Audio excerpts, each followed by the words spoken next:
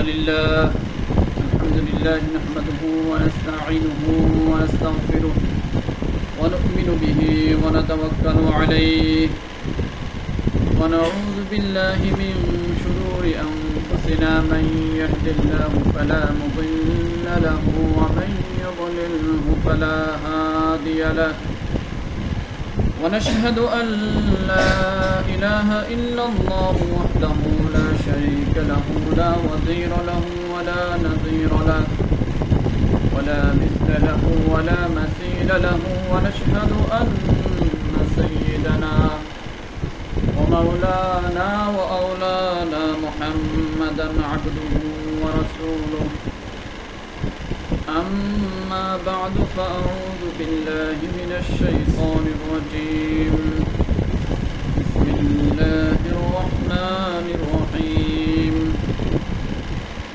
ولقد أهلكنا القرون من قبلكم لما ظلموا وجاءتهم رسلهم بالبينات وما كانوا ليؤمنوا كذلك نجزي القوم المجرمين وقال الله عز وجل إن الله يأمر بالعدل والإحسان إيتاء ذي القربى عن الفحشاء والمنكر وقال النبي صلى الله عليه وسلم الظلم ظلمات يوم القيامة وقال النبي صلى الله عليه وسلم ارحموا من في الأرض يرحمكم من في السماء أو كما قال عليه الصلاة والسلام بلغ العلا بكماله كشف الدجى بجماله حسنت جميع خصاله صلوا عليه وآله الحمد لله معزز مكرم সম্মানিত হাজিরিন মজলিস মহান রব্বুল আলামিনের অসংখ্য শুকর ও সুজুদ যে আল্লাহ রব্বুল আলামিন আমাদেরকে জুমাবারে সবার আগে মসজিদে আসার মতো কিছুদিনই কথাবার্তা বলার মতো শোনার মতো তৌফিক দান করছেন সের জন্য দিল থেকে শুকরিয়া আদায় করি আলহামদুলিল্লাহ। আল্লাহ যার যত বেশি ভালো চান আল্লাহ তাকে তত বেশি নেক কাজ করার তৌফিক দান করেন।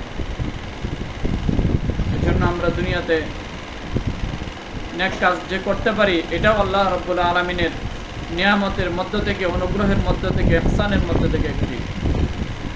অনেক মানুষ আছে যারা আমাদের চেয়েও ভালো বিদ্যা বুদ্ধি জ্ঞান গরিমায় টাকা পয়সায় ধন দৌলতে ক্ষমতায় সব দিক দিয়ে সেরা, কিন্তু আল্লাহর কাজ করতে পারে না, ঠিক না? তো ওদিক দিয়ে কিন্তু তারা আবার গরিব। আল্লাহর কাজ না করতে পারলে কি আল্লাহর কাছে দাম নাই? আছে? আল্লাহর কাছে দাম ওই ব্যক্তির যে আল্লাহর কাজ করতে পারে, আর ওই ব্যক্তির কোনো দাম নাই যে আল্লাহ কি করতে পারে না, কাজ করতে পারে। তো আল্লাহ রাব্বুল আলামিনের কাজ করতে পারাটাই সবচেয়ে বেশি সৌভাগ্যের। দুনিয়ার কত রকমের কাজেই তো আছে, ঠিক না? কত রকম পেশাই তো আছে। এর মধ্যে থেকে একটা বেস্ট পেশা প্রফেশন আছে যেটা করতে সবাই চায় কিন্তু সবাই পারে না। ধরেন দুনিয়ার মধ্যে সবচেয়ে বেস্ট পেশা কি? রাষ্ট্র পরিচালনা করা। অথবা ধরেন আমি বুঝি যে ইমামতি করা। ইমাম সাহেবের অনেক সম্মান না? ইমাম সাহেব মানে কি? এই মহল্লার সবার নেতা। তো নেতা হওয়ার মধ্যে আল্লাহ সম্মান রাখছেন। আল্লাহ সম্মান রাখছেন, যারা দেন তো সম্মান দেন, না যারা না দেন এদের জন্য আল্লাহ তাআলার কাছে জবাবদিহিতা আছে, ঠিক না? এই সম্মানের মালিক বানাইছেন কে? আল্লাহ রাব্বুল আলামিন। আমরা কি যাকে তাকে ইমাম বানাই? যাকে তাকে নামাজ পড়াইতে দেই না কেন? কারণ যোগ্যতা নাই এবং উনি এটার উপযুক্ত না। যে কোনো যোগ্যতা থাকা এটা একটা সম্মানিত হওয়ার কি বিষয়। যাকে তাকে কি সম্মান, ইমামের সম্মান দেওয়া যায় না। যাই হোক, আমাদের ইমাম দুই প্রকার, ইমামে কুবরা, ইমামে সুগরা। আপনারা তো ইমামে সুগরাকে চিনেন, যিনি 5 ওয়াক্ত নামাজ পড়ান, ওনাকে ইমামে সুগরা বলা হয় শরীয়তের পরিভাষায়। আর যিনি রাষ্ট্র পরিচালনা করেন তাকে ইমামে কুবরা বলা হয়, মানে বড় ইমাম। বড় ইমাম এবং দোনো ইমাম যখন নেককার দিনদার হবে তখন মুসল্লিদের জন্য বলা হবে, রাষ্ট্রের জন্য বলা হবে। ইমাম সাহেব যদি মনে করেন, মসজিদের ইমাম সাহেব যদি দুর্নীতিবাজ হয়, চাঁদাবাজ হয়, ঘুষখোর হয়, সুদখোর হয়, হ্যাঁ, ইয়াবাখোর হয়, যত অপকর্ম আছে সবগুলো করে, উনি ইমামত করার যোগ্য? অযোগ্য। আপনারা রাখবেন ওনাকে? অযোগ্য ইমাম সাহেবকে রাখবেন? রাখবেন না। কারণ কি? ইমামতি করতে হইলে এই যত ক্রাইম আছে, যত অশ্লীলতা আছে, বেহায়াপনা আছে, এগুলো থেকে মুক্ত থাকতে হবে, তারপরে ইমামতি করতে পারবে। যাকে তাকে ইমাম বানানো যাবে? আমি শুরুতেই বলছি, যাকে তাকে ইমাম আপনারা বানাবেন না। কেন বানান না? কারণ ইমাম সাহেব সলিড হইতে হবে। কারণ ইমাম সাহেবের পিছনে আমরা সবাই নামাজ পড়ি। ইমাম সাহেব যদি দুর্নীতিবাজ হয়, ইমাম সাহেব যদি কি হয়, চোর হয়, ডাকাত হয়, হ্যাঁ, পরে সন্ত্রাসী হয়, তাহলে এই ইমামের পিছনে আমরা কিভাবে নামাজ পড়বো? কোনোদিন পড়বো? এটা কি কোনোদিন আমরা মেনে নিব যে আমরা এই ইমামের পিছনে আমরা নামাজ পড়বো? কোনো মসজিদে এরকম ইমামকে আমরা রাখছি? রাখি নাই। এই ব্যাপারে আমরা খুব পাংচুয়াল, এই ব্যাপারে আমরা খুব সতর্ক। ইনি তো ছোট ইমাম, তো ছোট ইমামের ব্যাপারে যদি আমরা এত সতর্ক হই, তো বড় ইমামের ব্যাপারে আরো বেশি সতর্ক হওয়া দরকার। এখন আমরা বড় ইমামকে বসায় রাখছি কি এই ছোট ইমামের পুরা বিপরীত। পুরা কি বিপরীত? বড় ইমাম যিনি হবেন, উনি চাঁদাবাজ হোক, উনি দুর্নীতিবাজ হোক, উনি ইসলাম বিরোধী হোক, মানে একরকম হইলে হয়েছে। ওই চুরি করে টাকা আনুক, চাঁদাবাজি করে টাকা আনুক, যেভাবেই টাকা আনুক, এই ইমাম আনতে পারলে হয়েছে, আর আমাদেরকে কিছু দিতে পারলে হয়েছে। ওই ব্যাপারে আমাদের কোনো বাজ বিচার নাই। ওই ব্যাপারে আমাদের কি নাই? বাজ বিচার নাই। সেজন্য আমাদের দুনিয়াও ধ্বংস, আখিরাতেও ধ্বংস। দুনিয়াও ধ্বংস, আখিরাতেও ধ্বংস। কারণ মসজিদের ইমাম সাহেব যদি ঠিক না হয়, তাহলে মুসল্লিরা ঠিক হবে কখনো? মুসল্লিরা কখনো ঠিক হবে না। অনুরূপভাবে রাষ্ট্রের ইমাম যদি ঠিক না হয়, রাষ্ট্রের যিনি বড় ইমাম আছেন, তাহলে ওই রাষ্ট্রের জনগণও কখনো ঠিক হবে না। ঠিক আছে? আবার যতক্ষণ জনগণ ঠিক হবে না, ততক্ষণ রাষ্ট্রের ইমামও ঠিক হবে না। একটা আর একটার পরিপূরক। ঠিক আছে? দুনো পক্ষ থেকে কি থাকতে হবে? ঠিক থাকতে হবে। এজন্য আমি ধারাবাহিক আপনাদেরকে কিছু বোঝানোর চেষ্টা করতেছি যে আমরা তো ছোট ইমাম সাহেবের একদম 19 থেকে 20 করলেও আমরা এটা ফলো করি। ইমাম সাহেব কিভাবে হাঁটে, কিভাবে চলে, কোথায় যায়, কি করে, সব ফলো করি না? এবং এগুলোর অনেক সময় জবাবদিহিতাও নেই। এই জন্য ইমাম সাহেব খুব অ্যালার্ট থাকেন, না জানি কি থেকে কি হয়, কোন ভুল হয়, মুক্তাদির কাছে কি জবাব আমি দিব। সেজন্য ইমাম সাহেব খুব কেয়ারফুল। ইমাম সাহেব এই কোনো ক্রাইমের সাথে জড়াইতে পারে না। ইমাম সাহেবের একটা ভয় আছে, সামাজিক একটা কি আছে, দায়বদ্ধতা আছে। এই দায়বদ্ধতা যদি আমাদের রাষ্ট্রের যে ইমাম ছিল তার যদি থাকতো, সেও যদি এইভাবে মানুষকে ভয় পাইতো, সেও যদি আল্লাহকে ভয় পাইতো, তাহলে দেশে প্রতিটা দেশ কি হয়ে যেত? জান্নাতে পরিণত হয়ে যেত। ঠিক না? কিন্তু জান্নাত তো আর হবে না। তুলনামূলক একবারে 100% ইমাম পাবেনও না। ঠিক আছে? কিন্তু তুলনামূলক তো ভালো হইতো। কিন্তু ওরা স্লোগান তো ঠিকই দেয়। স্লোগান কি দেয়? যে সব ক্ষমতার উৎস হচ্ছে জনগণ। জনগণ আমাদেরকে ক্ষমতাতে বসায়, জনগণ আমাদেরকে ক্ষমতা থেকে নামায়। সব ক্ষমতার মালিক কে? ওরা বলে জনগণ। এটা কুফরি কথা। কি কথা? কুফরি কথা। কারণ আমি ইতিপূর্বে যে কতগুলো আয়াত পরে আপনাদেরকে আলোচনা শুনাইলাম, সবগুলো আল্লাহ রাব্বুল আলামিন বলতেছেন যে কুলিল্লাহুম্মা মালিকাল মুলকি তুতিল মুলকা মান তাশাউ ওয়া তানজিউল মুলকা মিম্মান তাশা। যে সমস্ত রাজ্যের রাজাকে আল্লাহ, সমস্ত জগতের মালিককে আল্লাহ। আল্লাহ যাকে চান যে কোনো রাজ্যের রাজত্ব, যে কোনো ভূখণ্ডের ক্ষমতা আল্লাহ রাব্বুল আলামিন তাকে দান করেন, আর যাকে চান তার কাছ থেকে ক্ষমতা ছিনিয়ে নেন। যাকে চান আল্লাহ সম্মানিত করেন, আর যাকে চান অসম্মানিত করেন। এটা কার হাতে? আল্লাহর হাতে। কিন্তু আমরা বলি বান্দার হাতে। এই কথাটা কোনো মুসলমানের কথা হতে পারে না। সেজন্য এই কথা থেকে আমাদের ফিরে আসতে হবে। এই কথা থেকে আমাদের কি করে আসতে হবে? ফিরে আসতে হবে। কারণ ইমানের ফাউন্ডেশন যদি ঠিক না থাকে, আমাদের ইমানটা হচ্ছে 5টা জিনিসের উপর। কয়টা জিনিসের উপর? 5টা জিনিসের উপর। 1 নম্বর হচ্ছে কি? এই কথা বলা যে লা ইলাহা ইল্লাল্লাহ মুহাম্মাদুর রাসূলুল্লাহ। এই কথার অর্থ হচ্ছে যে আল্লাহ ছাড়া কোনো মাবুদ নাই, আল্লাহ ছাড়া কোনো ইলাহ নাই, আল্লাহ ছাড়া কোনো মালিক নাই, আল্লাহ ছাড়া কোনো রাজ্জাক নাই, আল্লাহ ছাড়া কোনো ইজ্জত দেওয়ালা নাই, আল্লাহ ছাড়া কোনো বেইজ্জত করাওয়ালা নাই। আল্লাহ 99টা কি আছে? সিফাতে নাম আছে। সবগুলোর গুণের মালিক কে? আল্লাহ রাব্বুল আলামিন। ওই 99টা গুণে গুণান্বিত রাব্বুল আলামিন। সুতরাং ওই 99 গুণ কি আল্লাহ রাব্বুল আলামিন, এটা বান্দার জানা দরকার। না জানলে আপনি বুঝবেন কিভাবে যে আল্লাহর কোন গুণটা, বান্দার কোন গুণ কোনটা? এই জন্য আমরা ওইটাও জানতে হবে। এই জন্য আমরা পেস লাগাই দেই, বান্দার গুণ আল্লাহকে দিয়ে দিই, আল্লাহর গুণ বান্দাকে দিয়ে দিই। এরকম যদি কেউ করে তাহলে তার শিরিক হবে। তার কি হবে? শিরিক হবে আল্লাহর রুবুবিয়তের মধ্যে। কেউ যদি বলে রিজিক দাতা আল্লাহ ছাড়া বান্দা, এরকম কোন মাখলুক, তাহলে তার ঈমান থাকবে? থাকবে না। অনুরূপভাবে কেউ যদি বলে মাবুদ একজন না অনেক, তাহলে তার ঈমান থাকবে না। অনুরূপ যদি বলে যে আল্লাহ সর্বময় ক্ষমতার অধিকারী নয়, বরং কি কোনো জনগণ, কোনো মাখলুক সর্বময় ক্ষমতার অধিকারী, তাহলেও তার ঈমান থাকবে না। কিন্তু এই ব্যাপারে আমাদের কি নাই? কোনো চেত নাই, ওই ব্যাপারে আমাদের কোনো সচেতনতা নাই। আমরা শুধু 5 ওয়াক্তের নামাজ 1 ওয়াক্তে পড়ে চলে যাচ্ছি, এই শেষ আমাদের ঈমানের দায়বদ্ধতা। বুনিয়াল ইসলাম আলা খামসি শাহাদাতি আল্লা ইলাহা ইল্লাল্লাহ ওয়া ইকামিস সালাহ ওয়া ইতাইজ যাকাত ওয়াল হজ্জ ওয়া সাওমি রমাদান। আল্লাহ রাসূল সাল্লাল্লাহু আলাইহি ওয়াসাল্লাম আরেক হাদিসের মধ্যে বলেন, লা ইউমিনু আহাদুকুম হাত্তা ইয়াকুনা হাওয়াহু তাবাআন লিমা জিতু বি। এই হাদিসের মধ্যে হাদিস ব্যাখ্যাকারগণ মুহাদ্দিসিন কেরাম লেখেন যে এখানে 5টা বিষয় আছে। ঈমানের কয়টা বিষয় আছে? 5টা বিষয়। একটা হচ্ছে ঈমানাত, ঠিক আছে, অর্থাৎ গায়েব যে বিষয়গুলো আছে এগুলোর প্রতি ঈমান রাখা, ঠিক আছে, আল্লাহর প্রতি ঈমান রাখা, পরে ফুলসিরাতের প্রতি ঈমান রাখা, এইসব বিষয়, এগুলো হচ্ছে ঈমান সংক্রান্ত বিষয়, যেগুলো শুধু বিশ্বাসের বিষয়, কর্মের বিষয় না। শুধু কি বিশ্বাস করলে হয়, আমল করতে হয় না। আর একটা হচ্ছে কি ইবাদত, যেগুলো শুধু বিশ্বাস করলে হয় না, করে দেখাইতে হয়। যেমন নামাজ, রোজা, হজ, যাকাত। নামাজ, রোজা, হজ, যাকাত এগুলো যদি শুধু মানুষ বিশ্বাস করে আর না করে, তাহলে সে মুমিন হবে? হবে না। কেউ যদি বলে আমি নামাজ 5 ওয়াক্ত আছে, এটা আমি বিশ্বাস করি কিন্তু পড়ি না, তাহলে বিশ্বাস করলে হবে? হবে না। অনুরূপভাবে কেউ যদি বলে আমি যাকাত, রোজা, হজ এগুলো আমি বিশ্বাস করি কিন্তু করার দরকার নাই, বিশ্বাস তো করি, সুতরাং সে পরিপূর্ণ মুমিন হতে পারে না। এরপরে আছে মুআমালাত। কি মুআমালাত? আমাদের লেনদেন। লেনদেন আছে না আমাদের? ক্রয় বিক্রয় আছে, জায়গা জমি আমরা বিক্রয় করি, কিনি, পণ্য বিক্রয় করি, কিনি, বিভিন্ন শস্য কিনি আবার বিক্রয় করি, এগুলো হচ্ছে আমাদের কি? লেনদেন। একজন অপরকে টাকা ধার দেওয়া, এটা আমাদের লেনদেন, ঠিক না? আমাদের লেনদেন কিরকম হবে? সুদ ভিত্তিক হবে না সুদ মুক্ত হবে? এই যে আমরা সুদের টাকা লাগাই, এগুলো লেনদেন না? লেনদেন। এটা কি জায়েজ না না জায়েজ, এটা হালাল না হারাম, এই ব্যাপারে আল্লাহর কি কথা, এইটা আমাদের জানা, এটা আমাদের দরকার। এটা ঈমানের মধ্যে থেকে। আরেকটা হচ্ছে মুআশারাত, মানে আমাদের জীবনযাপন কিভাবে হবে, আমাদের লাইফস্টাইল কিরকম হবে, আমরা কার মতো জীবনযাপন করব, কাদেরকে আমি আমাদের জীবনের উসওয়া, আমাদের আদর্শ মডেল হিসাবে সামনে রাখবো, এটাও আছে। এই জন্য আমাদের বেশভূষা, চালচলন, আচার উচ্চারণ কিরকম হবে, এটাও ঈমান। এটাও কি ঈমান, এটাও আমাদের জানতে হবে।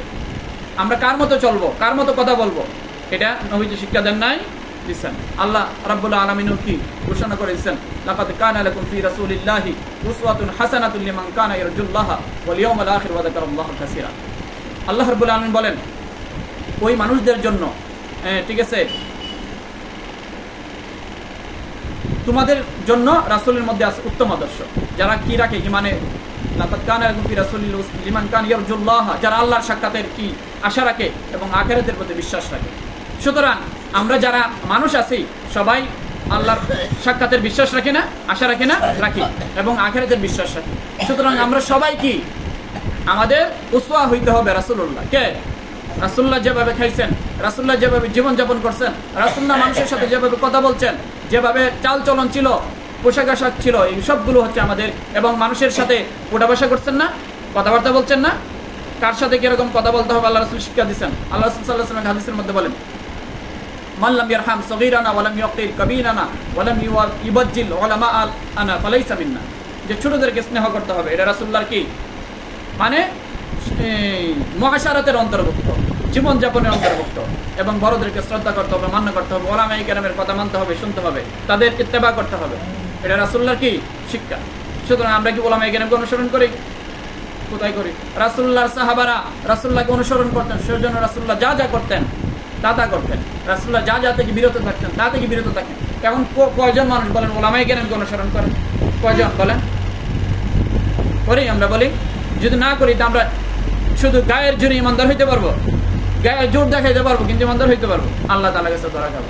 দেখো গায়ের জোরে অনেকে হাজী সাহেব, গায়ের জোরে কি হাজী সাহেব আছে না? গায়ের জোরে, এই গায়ের জোরে হাজী সাহেবের কোনো লাভ নাই, আল্লাহ তাআলার কাছে ধরা খেয়ে যাবে। এখানে কতদিন আপনি জোর দেখাতে পারবেন? মরলেই তো বাইরে শুরু হবে, মারি শুরু হবে, ঠিক না? মারি শুরু হবে না? গায়ের জোর থাকবে? থাকবে না। ওইখানে সব নিরুপায় হয়ে যাবে, অসহায় হয়ে যাবে। সেখানে কারো রাজত্ব থাকবে না, ক্ষমতা থাকবে না, কোনো প্রশাসন থাকবে না, কোনো ক্যাডার বাহিনী থাকবে থাকবে না। এখন তো আমরা ক্যাডার বাহিনী দিয়ে কি করি? নিজেদের দাপট দেখে। এগুলো আল্লাহ পছন্দ করেন না। আল্লাহ বলেন লা তামশি ফিল আরদি মারহা, দুনিয়াতে দম্ভ ভরে চলো না, অহংকারী বেশে, ঠিক আছে? হেঁটে গেলে বোঝা যায় রাস্তা ফেটে যায়, ঠিক আছে? অনেক দম্ভ, অনেক অহংকার, ঠিক আছে? মাটির সাথে বিনয়ের সাথে চলো। এই মাটিতে কারণ তোমার কি হইতে হবে? এই মাটির ভিতর তোমার থাকতে হবে। সুতরাং মাটির সাথে বেটাগিরি করে চলো না। আল্লাহ রাব্বুল আলামিন এগুলো আমাদেরকে নসিহত করছেন, ওয়াজ করছেন। ওয়াজগুলো মুমিন মুসলমানরা কি করবেন? গ্রহণ করবেন। আর যারা মুমিন মুসলমান নয়, মুনাফিক, ঠিক আছে, শুধু নাম কাওয়াস্তে মুসলমান, তারা গ্রহণ করবেন। এজন্য আমাদের যারা আমরা মুসলমান আছি, আমরা ওই মুআশারাতের ক্ষেত্রে রাসূলুল্লাহকে কি করতে হবে? অনুসরণ করতে হবে। এরপরে আরেকটা হচ্ছে আখলাক। আরেকটা কি? আখলাক, চরিত্র। আমাদের চরিত্র কিরকম হবে?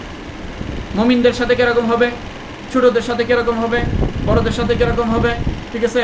পরে মানে সবার সাথে এরকম, মা বাবার সাথে কিরকম হবে, কাফির মুশরিকদের সাথে কিরকম হবে, এগুলো হচ্ছে আমাদের আখলাকিয়াতের পরিচয়। কোনো অবস্থায় কোনো মানুষের সাথে অসদাচরণ করা যাবে? যে কাফের হোক, মুশরিক হোক, বেদিন হোক, আল্লাহকে না মানুক, করা যাবে? করা যাবে। স্বাভাবিক অবস্থায় করা যাবে না। আল্লাহ রাব্বুল আলামিন কেউ যদি আল্লাহকে না মানে, তাহলে জুড়ে তাকে মানানোর ব্যাপারে কি করেন নাই? নির্দেশ দেন নাই। কেউ যদি ধর্মকে না মানে, কেউ যদি ইসলামকে না মানে, তাহলে জোর করে তাকে ইসলাম মানানোর কোনো নির্দেশ দেন নাই। কিন্তু যে ইসলাম মানবে, তাকে ইসলামের ভিতরে যা আছে তা মানার ব্যাপারে বাধ্য করতে হবে। কেউ ইসলাম না মানলে তাকে বাধ্য করা যাবে না। কিন্তু ইসলাম যদি বলে আমি ইসলাম মানি, তাহলে ইসলামের যত রুলস আছে, আইন কানুন আছে, এগুলো মাইনেই তাকে ইসলাম মানতে হবে। শুধু মুখে মানলে হবে না যে আমি ইসলাম মানি, কালিমা পড়ছি, ঠিক আছে, আমি 5 ওয়াক্তের 1 ওয়াক্ত নামাজ পড়ি জুমার দিন, ঠিক আছে, সুতরাং হুজুর আমার যেগুলো মনে চাই এগুলো করবো, যেগুলো মনে চাই এগুলো করবো না, এটা করা যাবে না। যে কই হুজুর আমার মনে চায় সুদ খাইতে, আমি সুদ খাবো, ঘুষ খাইতে মনে চায় ঘুষ খাবো, দুর্নীতি করতে মন চায় দুর্নীতি করবো, মানুষের প্রতি জুলুম অত্যাচার করতে মনে চায় করবো, এটা করা যাবে না। এটা যদি করেন তাহলে কি করতে হবে? আল্লাহর ডর আর ভয়ের কথা এই মুমিন মুসলমানকে কি ওয়াজ করে শোনায় দিতে হবে, তাকে সতর্ক করতে হবে যে আল্লাহ রাব্বুল আলামিন সতর্ক করছেন তোমরা জুলুম করতে পারো না, জুলুমের পরিণতি কি হবে? খুব ভয়াবহ হবে। আমি যে আয়াত পড়লাম ওই আয়াতের মধ্যে আল্লাহ রাব্বুল ঘোষণা করতেছেন যে অনেক জালেম সম্প্রদায় ছিল, তাদেরকে সতর্ক করার জন্য আমি অনেক নবী রাসূলদেরকে অনেক বাইনাত, অনেক প্রমাণাদি দিয়ে, অনেক দলিল আদিল্লা দিয়ে পাঠাইছি সতর্ক করার জন্য, কিন্তু তারা সতর্ক হয় নাই। বিফলে ফলে তারা ধ্বংস হয়ে গেছে। যেরকম কওমে সাদ, কওমে সামুদ, কওমে আদ, এরকম ইব্রাহিম আলাইহিস সালাম কওম, মুসা আলাইহিস সালামের কওম, এরা কি হয়ে গেছে? ধ্বংস হয়ে গেছে। যুগে যুগে আমরাও যদি জালেম হয়ে যাই, জুলুমের মাত্রা কি খুব বেশি হয়ে যায় আমাদের, তাহলে আমাদেরও ধ্বংস অনিবার্য, আমাদেরও ধ্বংস কি অনিবার্য। কিন্তু আল্লাহ রাসূল সাল্লাল্লাহু আলাইহি ওয়াসাল্লাম এই উম্মতের জন্য দোয়া করছেন, ঠিক আছে, সমূলে ধ্বংস করবেন না এই উম্মতকে, কিন্তু কিছু কিছু গোষ্ঠীকে কি করবেন? মাঝে মাঝে আযাব দিবেন, গজব দিবেন। হ্যাঁ, আল্লাহ এই উম্মতের প্রতি বেশি রহম দিন, আল্লাহ এই উম্মতের প্রতি কি বেশি রহম দিন। সেজন্য আল্লাহ আমাদেরকে সবচেয়ে বেশি সেরা বানাইছেন, সবচেয়ে বেস্ট বানাইছেন, বেস্ট উম্মত বানাইছেন, সেরা উম্মত বানাইছেন, আশরাফুল মাখলুকাত বানাইছেন, এবং উম্মতের মধ্যে সবচেয়ে কি বেস্ট উম্মত বানাইছেন। সেজন্য আমরা এই বেস্ট যেটা আছে এটার কি করতে হবে? মূল্যায়ন করতে হবে। কিন্তু আমরা এইগুলোর প্রতি কি করি না? ভ্রুক্ষেপ করি না। আল্লাহ রাব্বুল আলামিন যে আরেক আয়াতের মধ্যে বললাম, ওই আয়াতে আল্লাহ রাব্বুল আলামিন বলেন ইন্নাল্লাহা ইয়া'মুরু বিল আদলি ওয়াল ইহসান।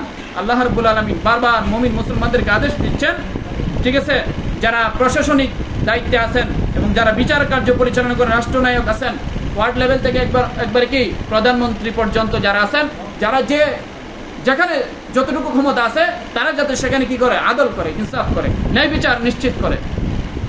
ন্যায় বিচার কোনটাকে বলা হয়? আখলাক 3 প্রকার আছে। একটা হচ্ছে কি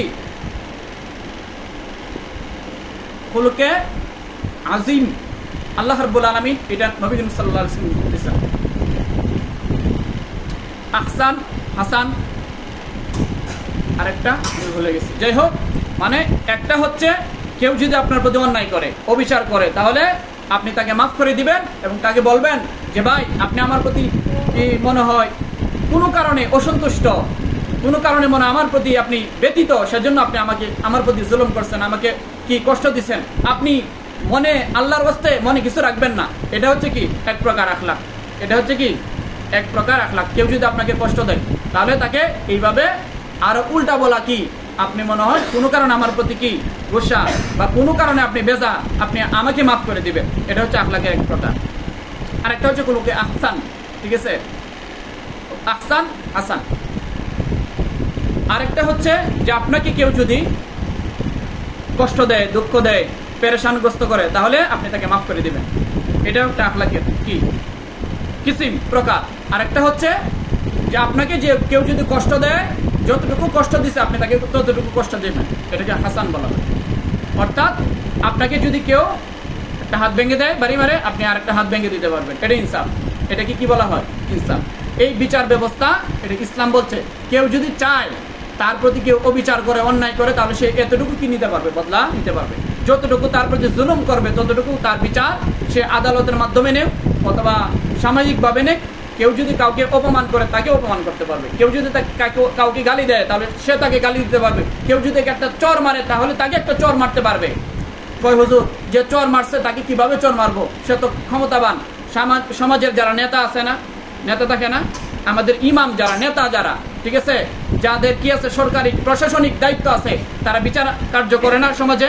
সমাজে যদি কোনো গর্হিত কাজ হয়, অসামাজিক কাজ হয় অথবা অন্যায়মূলক কাজ হয়, তখন আমরা কার কাছে যাই? নেতার কাছে যাই, সমাজের মেম্বারের কাছে যাই, চেয়ারম্যানের কাছে যাই। ওদের মাধ্যমে বদলাটা আপনি নিতে পারবেন, এটা ইনসাফ। চেয়ারম্যান সাহেব বলবে যে আপনাকে যদি একটা পিঠে বাড়ি দেওয়া থাকে তাহলে আপনি একটা তাকে বাড়ি দেন, এটাও ইনসাফ। এটাও কি সুন্দর আদর্শের অন্তর্ভুক্ত। কারণ আপনাকে মারবে আর আপনি বসে থাকবেন, এটা না। ইসলাম এটা বলে নাই, বলছে আপনাকে যতটুকু বলছে, যতটুকু আপনার প্রতি অন্যায় অবিচার করছে আপনি এতটুকু কি করতে পারবেন? অন্যায় অবিচার করতে পারবেন। সেজন্য কেউ যদি কাউকে মেরে ফেলে তাহলে তাকে মেরে ফেলা জায়েজ হয়ে যায়। কেউ যদি কারো পা ভেঙে দেয় তারও পা ভেঙে দিতে হবে। কেউ যদি কারো হাত ভেঙে দেয় তার হাত ভেঙে দিতে হবে। কেউ হাত কেটে ফেলে তার হাত কেটে ফেলতে হবে। এটা ইনসাফ। এটা কি? এই ইনসাফ। এই ইনসাফ যদি থাকে তাহলে কোনো মুসলমান কোনো অমুসলিমের প্রতি অন্যায় করতে পারবে? কোনো অমুসলিম কোনো মুসলিমের প্রতি অন্যায় করতে পারবে? করতে পারবে।